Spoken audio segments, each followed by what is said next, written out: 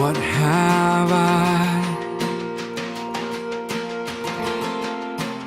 in Lord, this we life? acknowledge you as our Father.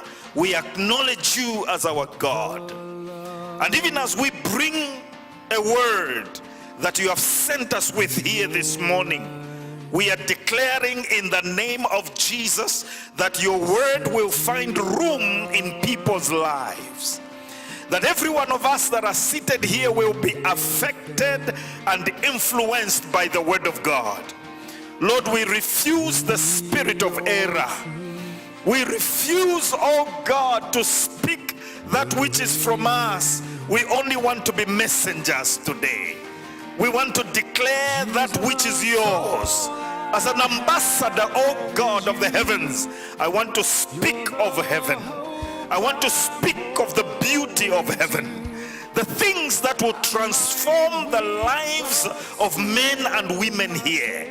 We pray in the name of Jesus Christ that, Lord God Almighty, may you glorify yourself, that the devil will be terrified.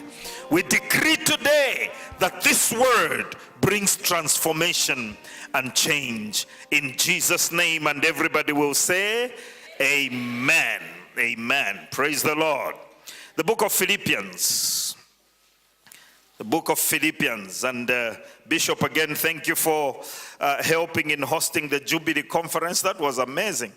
For those people that were there, some of you were not there to hear how Bishop preaches, because you only hear him from this pulpit. You know, sometimes you need to follow your pastor to know the extent of the anointings that is there. You know, people complain. When I go out, they say, but you don't preach like that at home. Sometimes I say, because you don't take care of me very well at home. We had a wonderful time, 3 days. That was excellent. And we thank God for Deliverance Church for helping hosting such an event, which blessed hundreds of pastors. That was a mighty blessing that came on the pastors. Now, Philippians chapter number 2, this is a word that for the past 3 years God has given me to run with. And I don't care whether I've preached it before or I haven't. All I know is that the word will bring change. And we need to know, church, that growth comes by repeat. You know, you cannot eat in Shima today and say, Chapwa, I'll never eat in Shima again because this one I have eaten is enough. You know, some of you eat in Shima breakfast. You have already eaten, 6 in the morning. And lunchtime it will be in Shima. And even supper it will be in Shima. Even tea time you will put in Shima. You know, because why? Growth comes by repeat. The more we repeat things, the more we mature. The more we grow. You know, you cannot brush your teeth once and say, I've brushed my teeth, Chapwa, I'm not going to brush again. That is why people are not seated next to you, because you haven't repeated the process.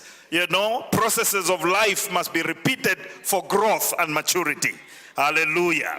I said hallelujah. That's why we repeatedly come to church. Never go to church once and say, it's enough, I've been to church this month. You need to repeat to go to church. And I happen to hear that there is Bible week. I already caught. When I travel, I copy a lot of things. Let me ask you, if you are seated with a brilliant guy next to you, and then you keep peeping at the paper and copying, and you write. He writes, you copy, he writes. Who is going to pass? Hello? Both of you will pass. So I copy so that I pass. And even today, I've already copied something. This Bible week is going all the way to Pretoria. And I'm even going to start with the subject of the Holy Spirit. Speaking in tongues. Hallelujah. Hey, when you find something good, copy. Don't be proud. Just copy. If someone is dressed properly, copy so that even you can dress properly. Hallelujah. That is how I have grown the ministry. I copy a lot of things. I find Mama Muiza with a style, her hair is dropping like rain. I said to my wife, put hair dropping like rain. Oh my God. Growth comes by repeat. Hallelujah. That's how it comes. Now, can I speak to you very briefly, quickly, on the mind, the mind and what the mind can do for you if you put it in the right place. Look at Philippians there, and I'm going to just read the first part first. It says in verse number 5, Philippians and chapter number 2, verse number 5. Look at your neighbor's Bible in case they are in Ephesians. I said Philippians.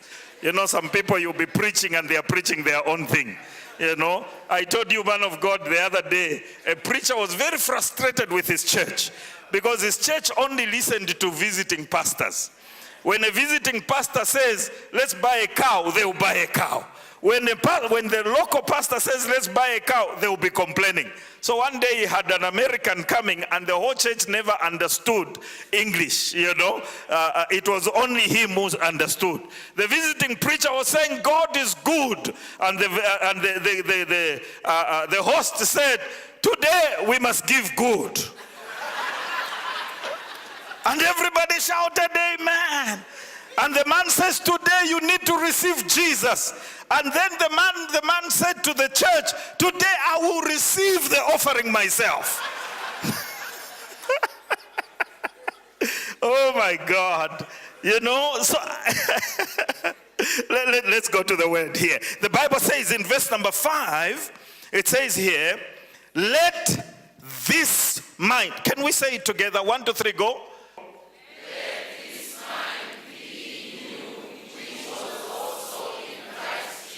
Can we read it again? Some people are saying, I didn't go to school. They are telling me to read. Don't worry about it. Just follow the words the way they are. 1, 2, 3, go. Let this mind be in you, which was also in Christ Jesus. The Bible says, let this mind be in you. Now, that means there is a certain mind that is in us that Paul is saying, take it out, replace it with a different mind. It says, let this mind. And now, I stand here to ask and say, what type of mind is Paul emphasizing that we must have?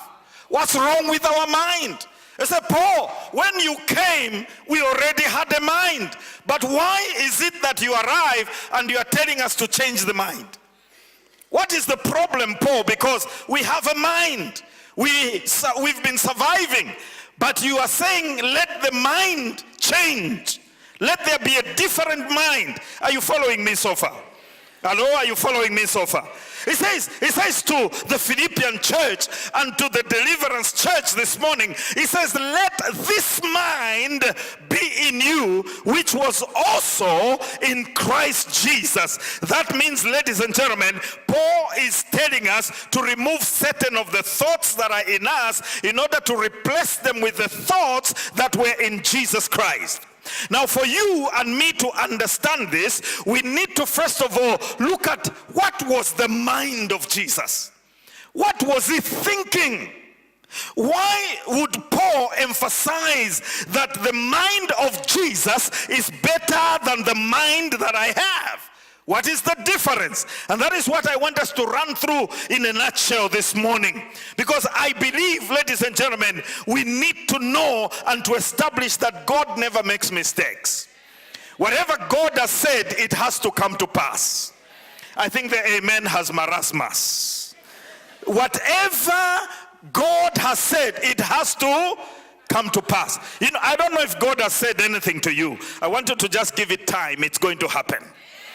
As long as it is God who has said it. You see, there are so many things your wife has said, your husband has said, and you are still waiting. You will wait until you go to the grave. But if it is God who has declared it, it will come to pass no matter what.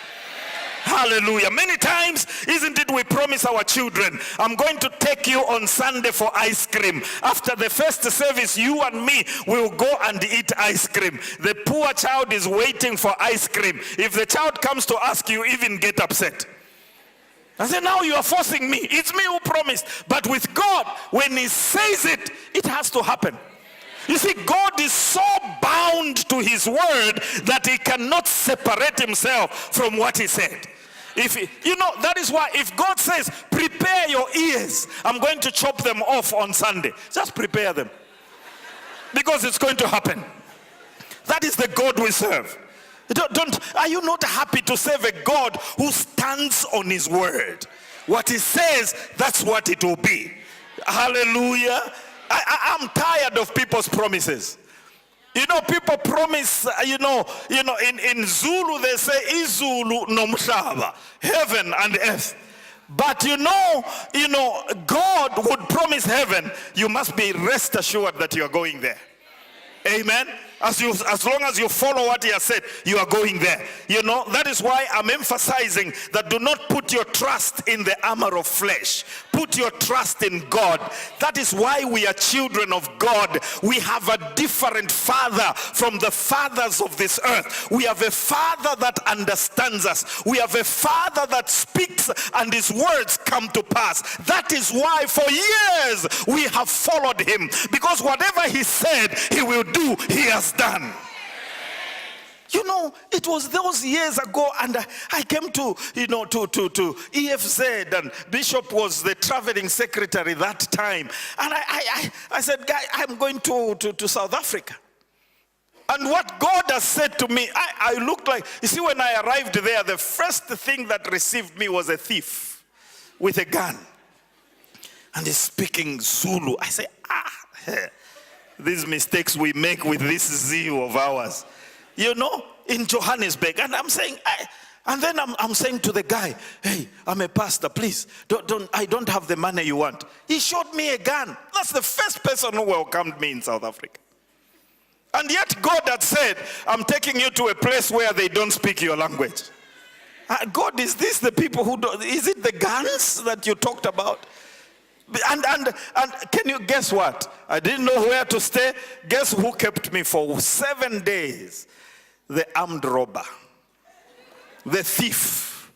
And he made it very clear that he was an armed robber. He hid me in a place called Berea. For those of you who have been to Johannesburg, there's a place called Berea. He hid me in a house somewhere there, because I just went like that. He hid me, and every night the guy went out to do armed robber. And he would come, sometimes they would come, 10 of them rushing into the house. And then they'll say, Pastor, we are back. Pastor, we are back. I say, you are back from where, guys? You are back from where? Don't worry, just pray for us. I think someone there is saying, so did you pray for them? After 7 days of staying in an armed robber's house, I'm praying, I'm speaking, God, change this man, change this group of guys. What surprised me is they were very good people. But the things they were doing, it was amazing. 7 days later, I managed to get connection with somebody in Pretoria. That's how I landed in Pretoria. And this guy is the one who paid for me to go to Pretoria. With which money? Armed robber money. You've never heard anything yet. One day allow me to come and testify. You will be blessed. I traveled with armed robbers' money stolen from the bank from Johannesburg to Pretoria, and the food I ate for 7 days, armed robber. Can I just finish this thing, because because those things amaze me, because even up to now when I think about them, I have goosebumps. I'll say, God, how did you protect me there? How did it happen? It took about 15 years for me to tell my wife what happened. Because if I told her then, some of you are too quick to say, my wife, the armed robbers received me here. You think your wife will join you there? No, I did not tell her. I sealed it. Some things you seal first until later on. But anyway, you see, what I'm saying to the church this morning is that God never makes mistakes. What he promises, he has to do. Amen. What he has said, he will do. Some of the things he has described in his word, and when you read that word, you must know that you are part and parcel of who God is talking to. Hallelujah. That is why when it comes to succeeding in life, to succeed in life, you must just look at what God has created. God never makes mistake. When you look at the wealth in the ground, the oil, the gold, the diamond, and everything like that, God never makes mistake, because he wants you to be part and parcel of what he has created for your success. Hallelujah. He wants you to be part and parcel. Bishop Fortune Muiza brought out a powerful teaching at the pastors' conference, the leadership conference, on the wealth of this earth. God has never abandoned us. Sometimes it's us who have abandoned ourselves. God is waiting for us. We are also waiting for him. Are you hearing that? And yet the Bible says, draw near. What does it say? Draw near to me, then I will draw. You have to have an idea that God can bless. The amen has malaria. That one has marasmus. That one has polio. Hallelujah. God can never abandon us, because when he promises, that's it. He has put everything. Now let me say this quietly, because there might be some people who hear me. I'm only talking to you. Sometimes people force you to look up to heaven. All you have done is you're looking up to heaven. But them, they will look to heaven quickly and then look down to the gold and the silver. Yours is just up. And as a result, all you sing is, we are going to heaven. We're going, poor, going to heaven. Nothing about the ground. And now we are becoming wiser. That is why we are preaching and saying, guys, after you look up, look down. Because down there are so many things that you desire. Amen. There are so many. So God has never made a mistake. On the surface, God has put everything. Pumpkins. You can talk about the maize and all that. I just, after the conference, I traveled to Luanshya, and looking at, the wealth of the maize that is in Zambia, I was amazed. When I looked at all those bags and bags and bags of maize that are on the streets, I said, my God, how many Christians own these things? Because most of us are just busy looking up to heaven and composing songs about heaven. Man of God, compose some songs about the earth. We thank you, Jesus, for the God that you have given us. When are we going to sing things like that? The birds of the air. On the surface, we have all these kind of things. You know why? Because in Genesis chapter number 1, verse 26, we know that he said, let us make man and let them have dominion. Let them have dominion. Ours is to dominate. You are created to conquer. You are created to succeed. God has done his part. He says, let them have dominion. He is a proactive God. He has already set things up in order, but he's waiting for us to react on what he has done. Can I have an amen? Even salvation, God has already set it in motion. If you go to hell, it's not God's problem. Hallelujah. Because what has happened? He has provided a way out already, and the way out is salvation. Don't you see, because the word has been preached too much in Lusaka, you have heard salvation, salvation, salvation. Some of you think you are saved because you have been overhearing it. But you need to come back to yourself and look at yourself and say, am I really saved? Am I a child of God? There are times when the entire bishop, would go out and say, God, am I saved? Am I your child? Is it true that when the trumpet of the Lord sounds, I'll be among those people? I take what I call refrain from everything else and look into yourself and say, am I a child of God? Because the confusions that you are seeing in the church is that because many people are clean and smart, but they are not saved. They are not children of God. Because you see, when a man is in Christ, he becomes a new creation. The old things have passed away. But now we have a lot of old things in the church. They have not passed away. Why? Because people have joined the church, cleaned themselves up, began to sing a song, and yet they are not saved. Listen, recheck yourself. Am I a child of God? One of the ways to recheck that is look at your own actions. What are the things you do? Because some things that you do are not supposed to be things done by a child of God. Hallelujah. How do you take care of your own family? You know, we are seated here. Some of us didn't even talk to our wife this morning. Look at your neighbor and say, why does Bishop have such friends? You know, today, you were saying, go to church. If I want, I'll come. If I don't want, it's my business. What type of salvation is that? Because when we are saved, even our language changes. Hallelujah. The way we speak, the way we bring out things changes. Because why? We are now a new creation. We are born again. We are even spirit-filled. There are some who are even speaking fake tongues. Because it's very easy. You see, we used to cast out demons, Bishop. Demons were speaking in tongues. And so there are some demons seated here speaking in tongues. I don't know if you're hearing what I'm saying. This thing is serious, friends. You know, let's be very serious with our lives. Hallelujah. So we are saying here, you know, God has already set it up for us. Every one of us, from the youngest to the oldest here, God has already set things up for us, that we must succeed in life, that we must go forward. You know, it's not only those that will ever drive cars. It is us that will drive cars, no matter where you come from. Hallelujah. In fact, on this one, nobody can convince me that no, because I'm poor, I can never drive. Because there's no one seated here who has been poor like I was. It's quiet in the house because of jealousy.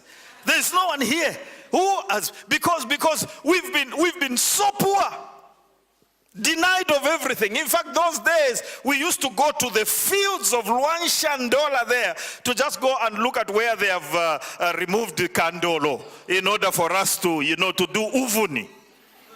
We even had the song uvuni tabobula ngawa ubula te tiwikute.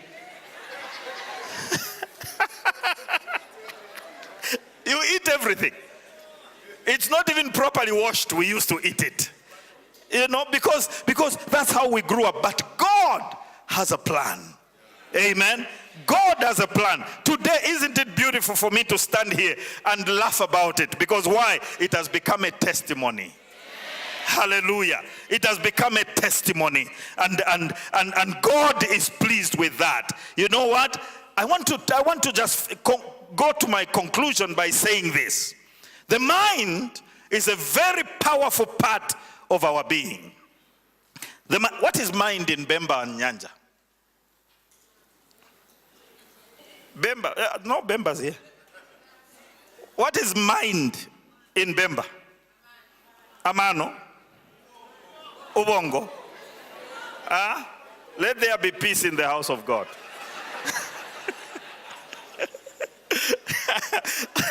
You know, the mind, ladies and gentlemen, is a powerful part of our being.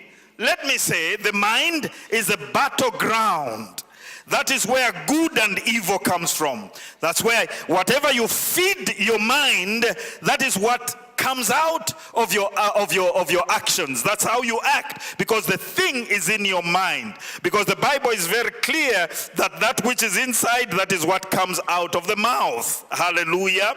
So therefore, change comes through the mind. Many of us, ladies and gentlemen, have limited ourselves. Scriptures say we must renew our minds, especially when we become children of God. The mind must be renewed daily. Paul says, let this mind be in you, which was also in Christ Jesus. Now, I want you to imagine yourself having the mind of Christ. I want you to think about that. Imagine what are some of the things, the crazy things that Jesus did, because it came out of his mind. He thought about it and he did it. Number one, imagine you wake up in the morning and you think about walking on water. Just think about that. Where does that come from? Now imagine you having the mind that will say, I cannot fail in anything. I can succeed in everything. If I put my heart to something, I will succeed. Nothing is going to defeat me. Nothing is going to challenge me. You see, you need to begin to feed your mind with a lot of things. The problem is, many times we have allowed our minds to think about our uncle. My uncle will give me. He is very rich. We do not think about God creating a way where there is no way. I want you to have a mind this morning that says nothing is impossible as long as I trust in God. And this is the message that I bring to you this morning, that the moment you trust in God, nothing can be impossible with you. No matter who you are, whether you have been educated or you have not been educated, God is going to give to you what your mind is saying. That's why the Bible says, whatever your hands touch, I will bless it. Hallelujah. I will bless it. You know, enough of begging, enough of waiting upon uncle instead of waiting upon God. Hallelujah. Because when you wait upon God, you are going to renew your strength daily, because God is always with you. Imagine this Jesus Christ. This is the kind of mind that I'm praying, God, give it to me in full measure. Imagine they don't have wine. He looks at water, he sees wine. Hello? He looks at, you know, some of these things, they amaze me, because the stories in the Bible are very powerful. Sometimes you don't even need Hollywood. You just need Bible wood. And you will see how many powerful stories are there. Look at the magical things that happened. Mary says they have no wine. Jesus says, bring me that water. Fill the water pot. And tells the guy, take it now to the governor of the feast. I feel for that guy. I feel so sorry for him. Because the guy knows this is water that I'm taking to the boss. And can you imagine the guy going with water? And then he gives the water at the command of Jesus Christ. And then the man drinks water. The guy is waiting for the next step. Soldier, cut off his head. And yet the man says, hey, where is this boy? How does he give us the best at the last time? I declare to you that the best is yet to come in your life. In the mighty name of Jesus Christ. The best is yet to come, because we have never seen anything yet. That's why the Bible says, eye has not seen, ear has not heard the things that God has for those that love him. Just continue to love him. He has prepared the best for you. You know, Paul says, let this mind be in you. I want you to renew your mind, transform your mind from the spirit of failure to the spirit of success. A mind that would say to Peter, Peter, cast the net on the other side. Peter would say inside, but Jesus, I've done that before. That didn't work. If it didn't work yesterday, who says it won't work today? Amen. If it didn't work for your auntie, who says it won't work for you? Hallelujah. Just have a mind of success, because that's what God is saying to us this morning. Let us succeed in what we are doing. It is my prayer that the church of Jesus Christ will be on top and not at the bottom, because the church was designed to be on top. Your very makeup, your very design is to be on top. Because why? You are unstoppable. And you have to put that in your mind, that you are unstoppable. Hallelujah.